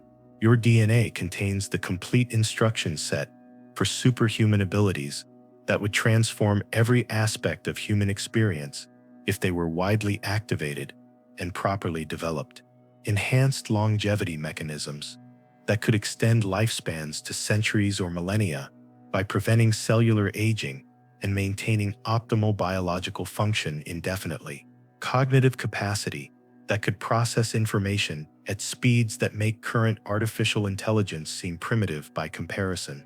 Sensory abilities that could perceive electromagnetic frequencies across the entire spectrum, including radio waves, microwaves, infrared radiation, ultraviolet light, X-rays, and gamma rays, providing direct awareness of energy patterns that normal human senses can't detect. Healing capabilities that could regenerate damaged tissues, reverse aging processes, eliminate genetic disorders, and maintain perfect health throughout extended lifespans. Psychic functions that could access information directly from quantum fields, communicate telepathically across any distance, perceive probable futures through precognitive awareness, and influence physical reality through consciousness-directed energy manipulation. Spiritual perception that could connect directly to cosmic consciousness and universal knowledge, providing understanding of cosmic history, galactic civilization, and humanity's role in universal evolution. All of these capabilities are documented in your genetic code as dormant potential, waiting for activation through proper protocols. They're not theoretical possibilities or wishful thinking about human potential. They're biological realities that emerge when human genetics operate according to their original design specifications, rather than the limited expression that most people accept as the full range of human capability. But activation comes with profound responsibilities that explain why these capabilities were designed with built-in safeguards that prevent dangerous abilities from coming online in individuals who aren't prepared to handle them wisely. Enhanced capabilities require enhanced wisdom to use them constructively rather than destructively for personal advantage or ego gratification. Increased power demands increased integrity to handle that power without corrupting yourself or using it to harm others through manipulation, control, or exploitation of those who haven't developed similar abilities. Advanced abilities need advanced understanding of the cosmic context within which they operate, including awareness of how enhanced human capabilities fit into galactic civilization and universal consciousness evolution. This is why the Anunnaki built sophisticated safeguards into human genetics that function as automatic testing and qualification systems, activation protocols that require spiritual development alongside genetic enhancement, ensuring that enhanced abilities emerge only when accompanied by the wisdom necessary to use them properly, consciousness barriers that prevent dangerous capabilities from coming online in individuals who aren't emotionally stable or ethically developed enough to handle them responsibly, self-regulating systems that ensure enhanced abilities develop gradually rather than suddenly, allowing time for psychological integration and spiritual growth to keep pace with expanding capabilities, automatic shutdown mechanisms that deactivate enhanced functions if they're being used for harmful purposes, or if the individual becomes corrupted by power and begins exploiting their abilities for selfish gain. The ancient texts describe this as the judgment phase of human development, but it's not judgment by external authorities who decide who deserves enhancement and who doesn't based on arbitrary criteria. It's self-judgment through genetic systems that continuously evaluate readiness before allowing access to advanced capabilities that could be dangerous in immature hands. Your DNA literally tests your consciousness, your intentions, your emotional stability, your spiritual development, and your ethical understanding before permitting activation of abilities that could cause tremendous harm if they were accessed by individuals who lack the wisdom and integrity necessary to use them constructively. The testing is continuous and sophisticated, monitoring not just conscious intentions, but subconscious motivations, emotional patterns, spiritual development, and actual behavior in situations that reveal true character. Enhanced abilities remain dormant until genetic systems confirm that the individual has developed sufficient wisdom, integrity, and spiritual maturity to handle increased capabilities without becoming corrupted by power or using them to harm others.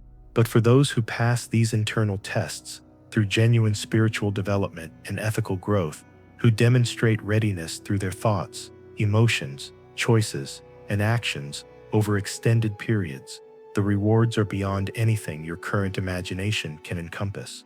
Access to your full genetic inheritance as designed beings whose capabilities rival those of your creators. Abilities that make you a functional equal to the Anunnaki themselves, capable of participating in cosmic civilization rather than being limited to planetary existence. Understanding of universal principles that govern consciousness evolution, genetic development, and the role that enhanced humans play in the broader galactic community.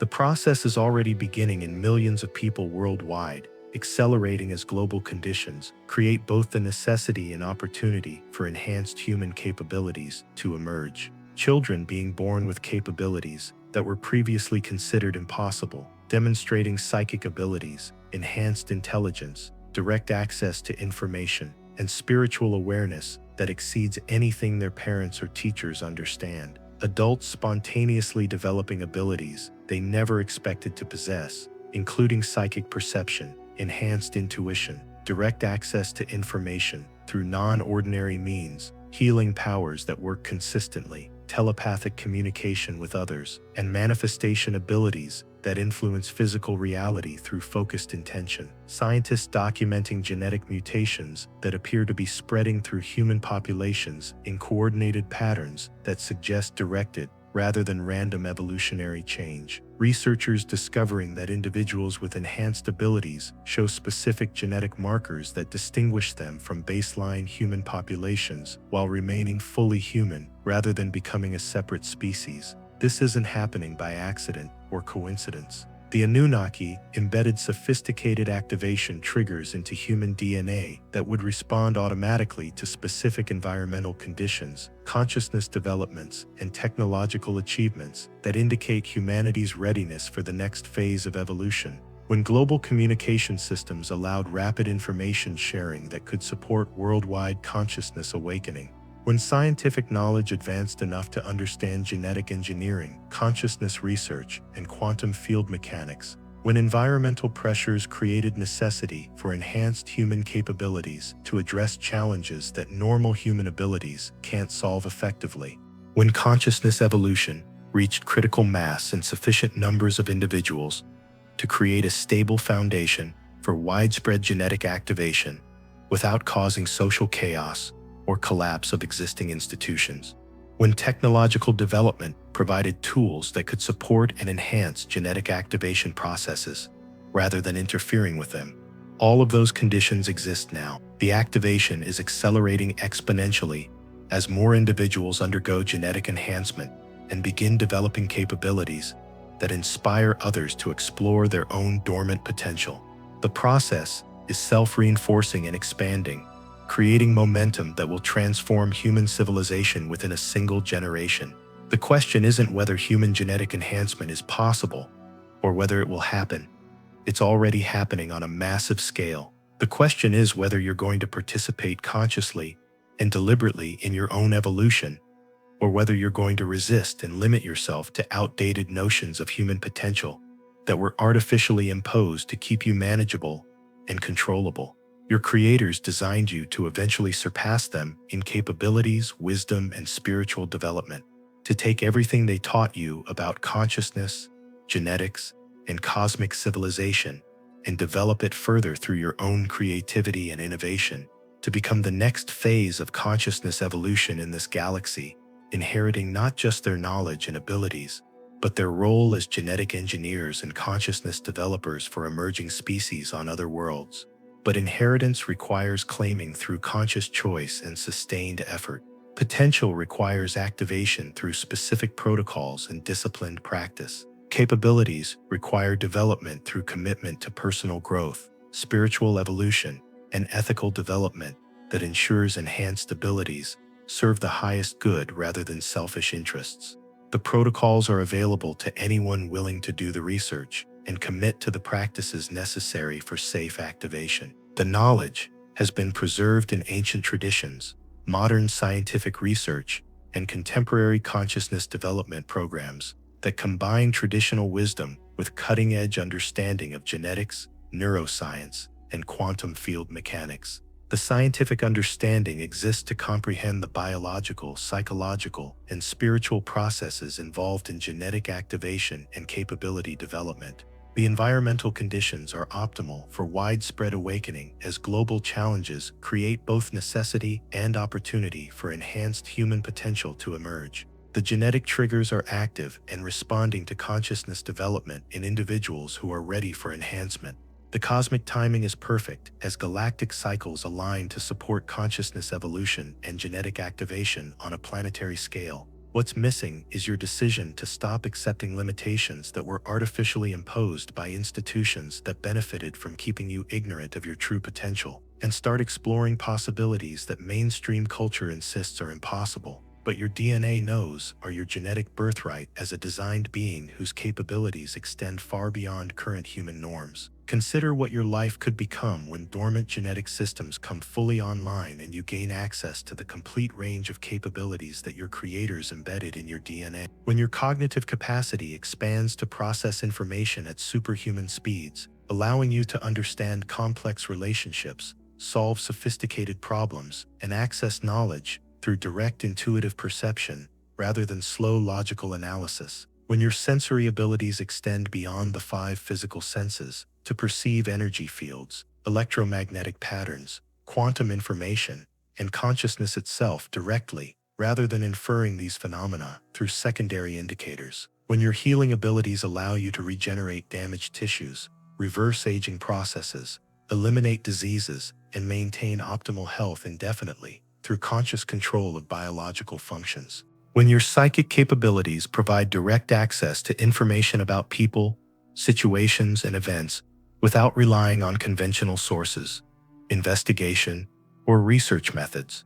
When your telepathic abilities allow instant communication with others through consciousness alone, operating independently of physical proximity or technological mediation. When your precognitive functions give you advanced knowledge of probable futures based on current patterns and choices, allowing you to make decisions with awareness of their long-term consequences and optimize outcomes through strategic planning that takes future developments into account. When your manifestation abilities allow you to influence physical reality through focused intention and quantum field manipulation, creating desired outcomes through consciousness-directed energy rather than physical effort alone. When your spiritual perception connects you directly to cosmic consciousness and universal knowledge, providing understanding of your role in galactic civilization and consciousness evolution. When your longevity potential extends your lifespan to thousands of years, giving you time to develop capabilities fully, accomplish projects that would require multiple ordinary lifetimes, and participate in long-term consciousness evolution, processes that operate on cosmic rather than human timescales. These aren't fantasy scenarios or wishful thinking about impossible human transformation. These are documented capabilities that emerge when human genetics operate at designed capacity, rather than the suppressed function that most people experience as normal. Every ability I've described has been demonstrated by individuals who learn to activate dormant DNA sequences through consciousness practices that anyone can learn and apply. But activation requires more than just desire, curiosity, or intellectual understanding of the principles involved. It requires genuine commitment to personal development, spiritual growth, and ethical evolution that ensures enhanced abilities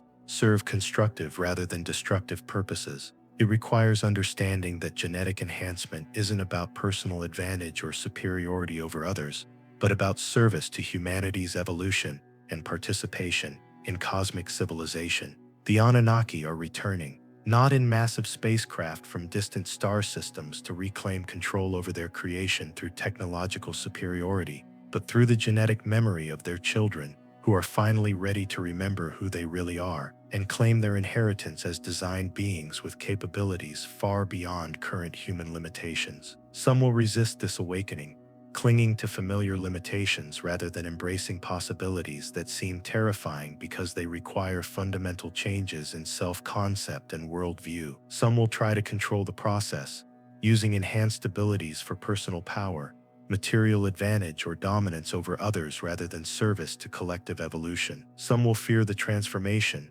preferring known restrictions and comfortable limitations to unknown potential that demands responsibility, wisdom, and spiritual maturity they're not sure they possess. Some will deny the reality of genetic activation, dismissing evidence and refusing to acknowledge capabilities they observe in others because accepting them would require changing their entire understanding of human nature and potential. But others will embrace the awakening with excitement, gratitude, and determination to develop their full potential in service of humanity's evolution. Will recognize the information I've shared tonight as memories rather than new discoveries, as confirmation of truth they've always carried in their genetic memory rather than shocking revelations that challenge their beliefs. will understand that everything they've been taught about human limitations was designed to keep them from exploring capabilities that were temporarily suppressed but never destroyed, waiting for the right time and conditions to emerge when humanity was ready for the responsibilities that come with enhanced abilities.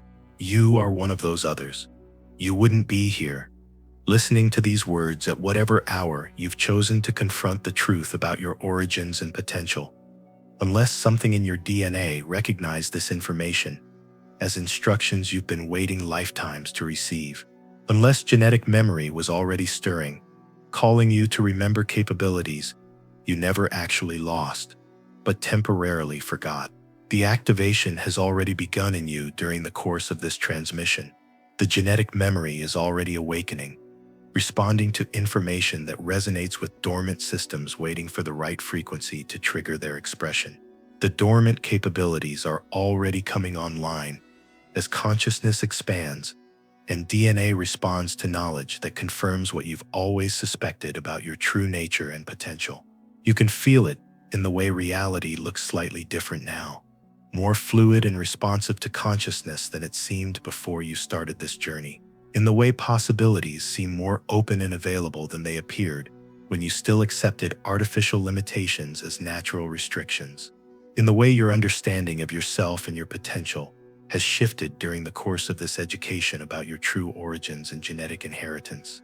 This is just the beginning of a transformation that will continue for the rest of your extended lifespan, as enhanced capabilities develop and integrate into daily experience. The real journey starts when you decide to consciously participate in your own genetic activation, rather than leaving it to chance. When you begin exploring capabilities that mainstream culture insists are impossible. When you start developing the abilities that your creators embedded in your DNA as your birthright and inheritance. The future of humanity depends on individuals like you who are willing to remember who you really are, beyond artificial limitations. Claim what you're actually capable of becoming when genetic systems operate at full capacity, and use enhanced abilities in service of consciousness evolution, rather than personal advancement at others' expense. Welcome to the next phase of human development. Welcome to your genetic inheritance. Welcome home to capabilities you never lost, just temporarily forgot during a period of necessary limitation that allowed civilization to develop stable foundations before enhanced humans emerged to guide its evolution toward cosmic participation. The Anunnaki created you to be gods in the truest sense, conscious beings with creative capabilities that rival those of your creators, wisdom that ensures power, serves love rather than ego, and spiritual development that connects individual awakening to universal consciousness evolution.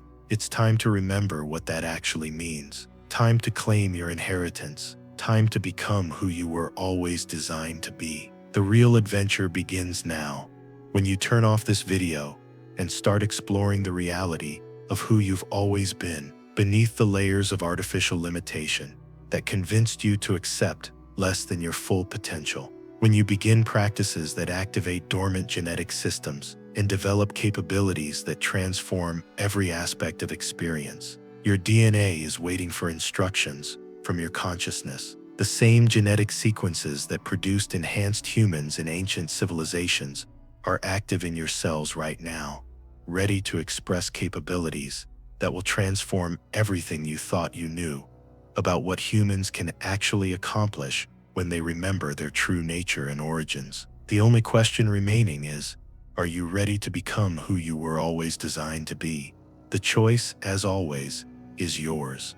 But choose quickly and choose wisely. The activation window is opening now, and those who hesitate may miss the opportunity to participate consciously in the greatest transformation in human history. Your creators are waiting to see what their greatest experiment has become. Don't disappoint them. Don't disappoint yourself. Don't disappoint the future that depends on your willingness to remember, awaken, and claim your genetic inheritance as a designed being whose potential extends far beyond anything you currently imagine possible. Remember, awaken, transform, claim your birthright. What's missing is your decision to stop accepting limitations that were artificially imposed and start exploring possibilities that mainstream culture insists are impossible, but your DNA knows are your birthright.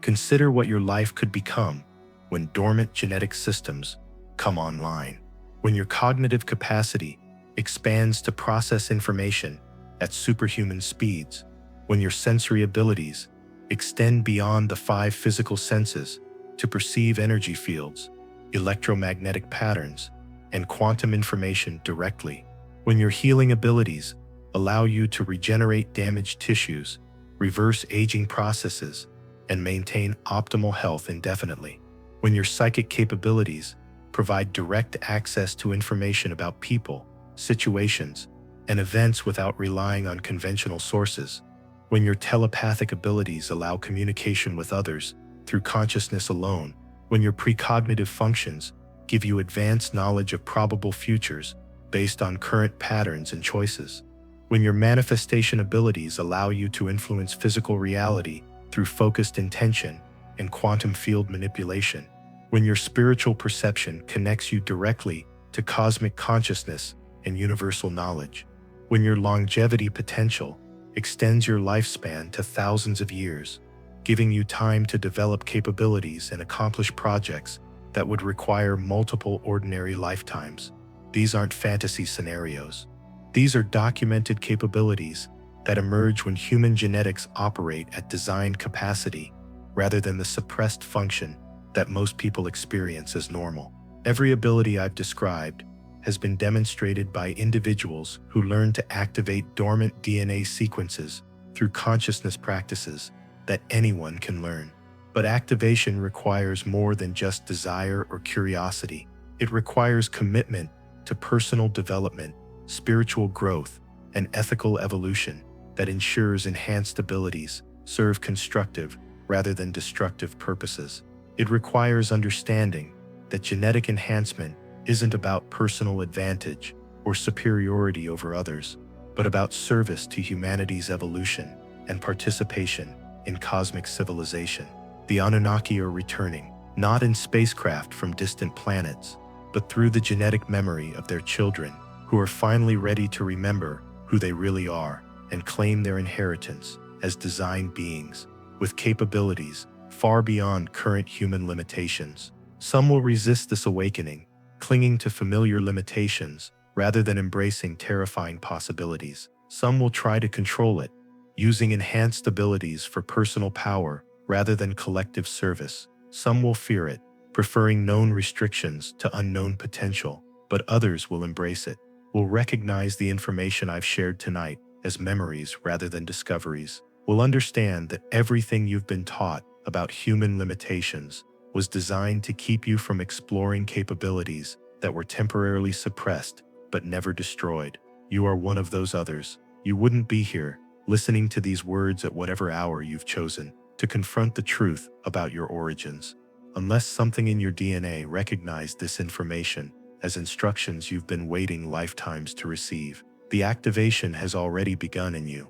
The genetic memory is already stirring. The dormant systems are already coming online. You can feel it in the way reality looks slightly different now, in the way possibilities seem more open, in the way your understanding of yourself and your potential has shifted during the course of this transmission. This is just the beginning. The real journey starts when you decide to consciously participate in your own genetic activation. When you begin exploring capabilities that mainstream culture insists are impossible. When you start developing the abilities that your creators embedded in your DNA as your birthright and inheritance. The future of humanity depends on individuals like you who are willing to remember who you really are, claim what you're actually capable of becoming, and use enhanced abilities in service of consciousness evolution rather than personal limitation. Welcome to the next phase of human development. Welcome to your genetic inheritance. Welcome home to capabilities you never lost, just temporarily forgot. The Anunnaki created you to be gods. It's time to remember what that actually means. The real adventure begins now. When you turn off this video and start exploring the reality of who you've always been beneath the layers of artificial limitation that convinced you to accept less than your full potential. Your DNA is waiting for instructions from your consciousness. The same genetic sequences that produced enhanced humans in ancient civilizations are active in your cells right now, ready to express capabilities that will transform everything you thought you knew about what humans can actually accomplish. The only question remaining is, are you ready to become who you were always designed to be? The choice, as always, is yours, but choose quickly. The activation window is opening now, and those who hesitate may miss the opportunity to participate in the greatest transformation in human history. Your creators are waiting to see what their greatest experiment has become. Don't disappoint them. Don't disappoint yourself. The future is calling, and it sounds like home. The home you never left, just temporarily forgot while you learned to be human. Now it's time to remember how to be divine. The Anunnaki live within you, always have, always will. Welcome back to yourself. Remember, awaken, claim your inheritance. The future is calling, and it sounds like home.